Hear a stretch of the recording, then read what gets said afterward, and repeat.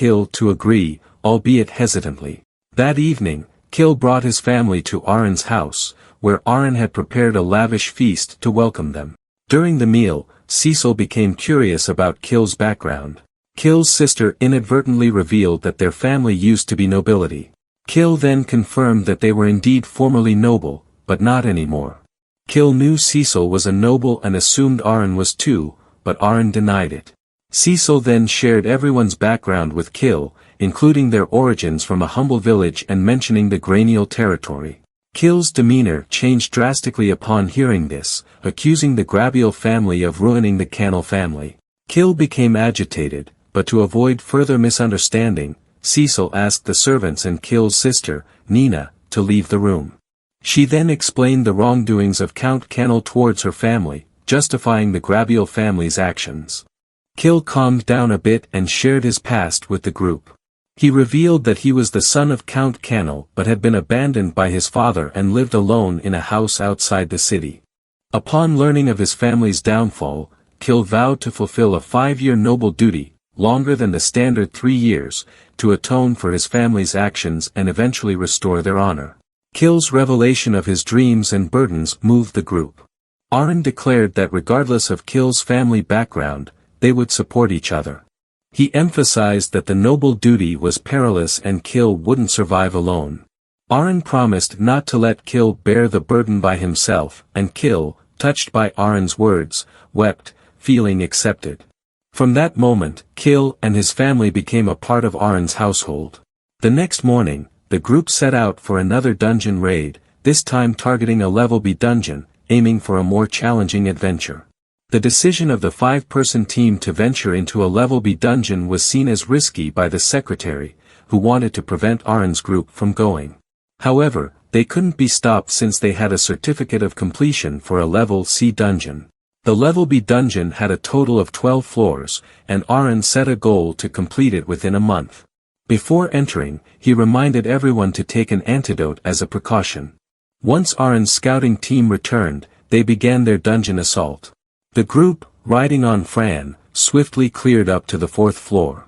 Kill's eyes gleamed upon discovering a treasure chest, but Cecil stopped him, suspecting it might be a disguised monster.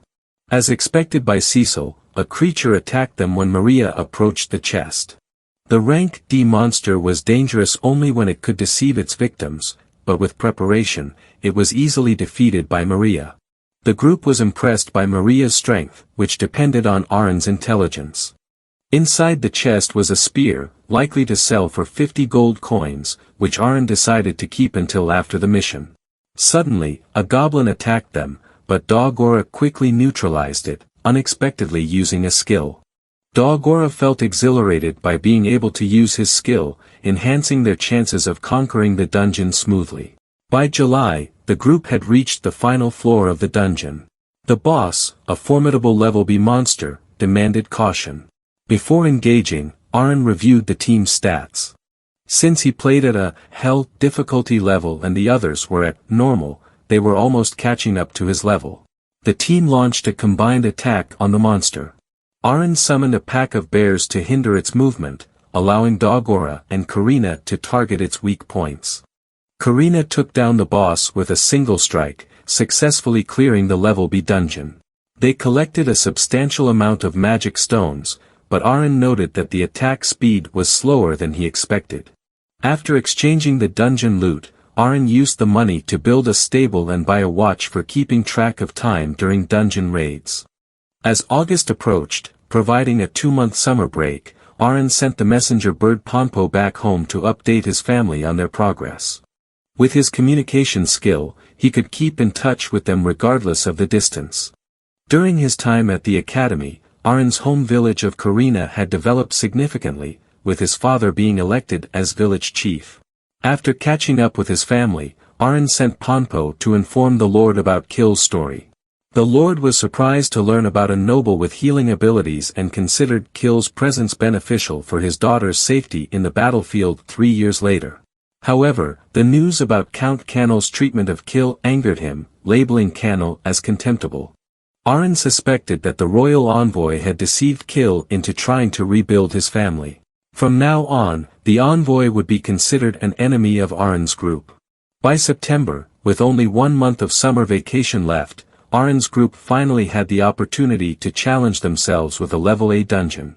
The boss of this dungeon, a rank A monster, was enormous and unlike anything Arin had ever seen, requiring thorough preparation. Since learning he had been deceived by the royal envoy, Kil had been in low spirits, but he still held on to his aspiration to revive his family, a resolve worthy of being the elder brother of Miha. Arin sent numerous scouting birds ahead into the vast dungeon, which was significantly larger than the level B ones. Despite the extensive search, they had yet to locate the boss room. Fortunately, the Adventurers Guild allowed them to rest inside the dungeon, and Arin summoned many monsters to guard them as they slept. Deeper into the dungeon, they encountered more rank B monsters, including 2 orc kings and a one-eyed monster. Karina and Dogora quickly dispatched the orc kings, but the one-eyed monster launched a powerful attack, sending Dogora flying back. Although it didn't cause significant damage, it was clearly stronger than the orcs. When Cecil stepped on a teleportation trap, she and Dogora were forcibly transported to another location. Arin panicked and instructed Maria, using her wall-phasing skill, to locate them. 30 minutes later, Arin found them cornered by 2 giant snakes, with Dogora injured while protecting Cecil. Arin commanded everyone onto Fran's back and activated its sprint skill, reaching Cecil and Dogora just in time. On the last day of September, they prepared to conquer the final floor of the dungeon. The boss's immense size, standing at least 10 meters tall, was daunting. Successfully defeating it would yield substantial experience. Arin deployed his new monster team for the battle, taking the lead with the self-destructive awakening skill of Kabio, a monster whose explosion took down 10 orc kings. Now only the boss remained. Dogora and Karina attacked, and when the boss finally moved, its punch shook the entire room. Despite the surprise, the team relentlessly attacked, with Cecil and Arin providing support from a distance. After a long battle, they finally defeated the boss. The reward was an axe perfectly suited for Dogora, indicating it was time for him to switch weapons. At that moment, they received a notification from the Adventurers Guild congratulating them on completing the level A dungeon and awarding them a certificate. Once they collected 5 such certificates, Arin's group would be eligible to tackle level S dungeons. In October, as Arin turned 13, the group returned to school after the summer break. The classmates greatly admired Arin, having benefited from his advice on conquering level C dungeons. That afternoon, Karina invited Arin for a practice duel, but he immediately declined, explaining that he couldn't convert his summoned beasts into stats while they remained in the dungeon, and without them, he stood little chance against Karina. Karina was taken aside by the class teacher for specialized training, while Arin chose a normal student for practice. After 3 hours of intense sparring with the teacher, Karina had proven herself capable of conquering a level A dungeon, leaving Arin proud. The teacher then called Arin and Karina to convey a message from the principal, summoning them to his office. On their way, Arin discussed his future plans with the teacher, aiming to conquer all 4 level A dungeons in the city, one of which was outside the capital. His goal was to conquer a level S dungeon before graduating. The teacher mentioned that he had only managed to conquer 3 level A dungeons and could go no further, whereas Sword St. Doberg was the first in their kingdom to conquer a level S dungeon, a record yet to be surpassed. Upon reaching the principal's office, they found him surprisingly young-looking despite being over 1,000 years old. The principal had summoned Arin and Karina to participate in the upcoming martial arts tournament, an event that had only been reinstated in the last 2 years. 16 non-mage participants would compete to find the champion, watched by distinguished guests from the kingdom. To maintain the academy's reputation, the principal personally nominated Arin for a slot, intending to test his summoning abilities. Arin immediately declined, unwilling to expose his skills publicly. In October, just a day before the martial arts tournament, Count Grabiel personally visited Kil and Nina at their home. He first apologized for the downfall of their family and then discussed the revival of the Cannel House. Count Grabiel had already spoken to the king, who didn't promise much but set a challenge for Kil, if he could achieve significant accomplishments in his 5-year noble duty, the Canal House might be restored. Regarding the royal envoy, Count Grabiel initially thought he was acting alone, but it turned out Prince Inbal Vaughan, the king's grandson and next in line for the throne, was behind him. Without concrete evidence, they couldn't act against the prince. The king was aging and expected to pass away within 5 years, giving Kill only one chance to restore his family's honor. The count hoped Kill would give his best effort. During the martial arts tournament, Karina easily defeated her opponents, advancing to face Sword Saint Doberg. The match was one-sided. Despite Karina's efforts, she couldn't overcome Doberg and was heavily injured. After being healed, she burst into tears, not from pain but frustration at her weakness, vowing to defeat Doberg next year. Meanwhile, Prince Inbal Vaughan met with Count Grabiel, demanding a private conversation and ensuring that General Zenov was barred from entering. Arn cleverly disguised himself as a servant to eavesdrop on their conversation, curious about the prince's intentions. The prince praised the Grabiel territory for producing talents like the Sword Saint and for overthrowing the Canal House. However, he criticized the count's actions as they had burdened the empire, which was seeking more talented individuals for the battlefield. The prince then abruptly demanded that Count Grabiel send his daughter and the Sword Saint to war, surprising the count. Before Grabiel could respond, Arn intervened, suggesting it was a noble's duty to send their best to the battlefield, saving Count Grabiel from making a potentially dangerous retort that could put Cecil in an even more precarious position. 3 months passed, and Arn's group continued to successfully raid level A dungeons, gathering many valuable items. By January, they faced their toughest challenge yet, a gigantic dragon, the strongest boss they had encountered. The dragon's overwhelming presence initially intimidated the group, and Cecil questioned Arn on their strategy, especially after the Adventurers Guild manager highlighted the dragon's strength. Arn, determined to defeat the dragon, warned everyone about its powerful breath attack. He summoned KBO and used its self-destructive skill against the dragon. To everyone's surprise, the dragon spoke, revealing not just its strength but also high intelligence. Arn ignored its words and continued his assault, which enraged the dragon, prompting it to attack the group. Dogora and Karina quickly positioned themselves for a counterattack. Karina put all her strength into an attack but failed to harm the dragon, which retaliated with its breath attack. Arn lost 3 Boros knights in the process and was barely able to avoid a dangerous situation. The dragon's relentless assault turned the situation dire, and Arn struggled to summon Boros in time to protect the group. Despite the challenging situation, Arn encouraged his team, confident that they could still defeat the dragon. He asked everyone to stand behind him, but Karina, exhibiting unusual behavior, ignored his instructions and charged at the dragon. Miraculously, she penetrated the dragon's breath attack and its thick skin with her strike. Arn immediately realized that Karina had manifested her extra skill.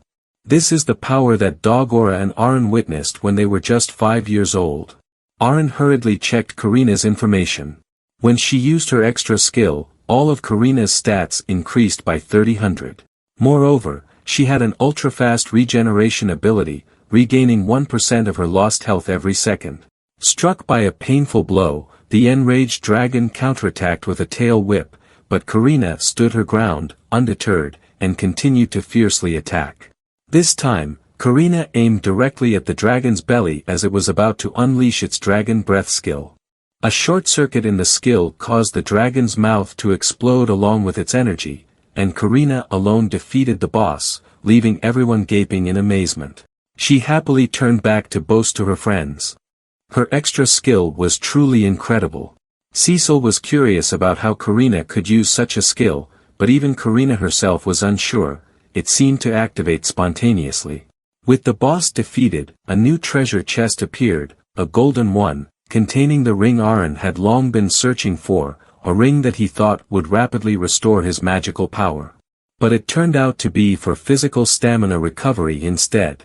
At that moment, Cecil reminded Arn that they had just defeated the dragon. The White Dragon of White Dragon Mountain was just an A-rank beast, and they might be skilled enough to defeat it now. Arn immediately dismissed the idea, feeling they were not yet ready to face the white dragon.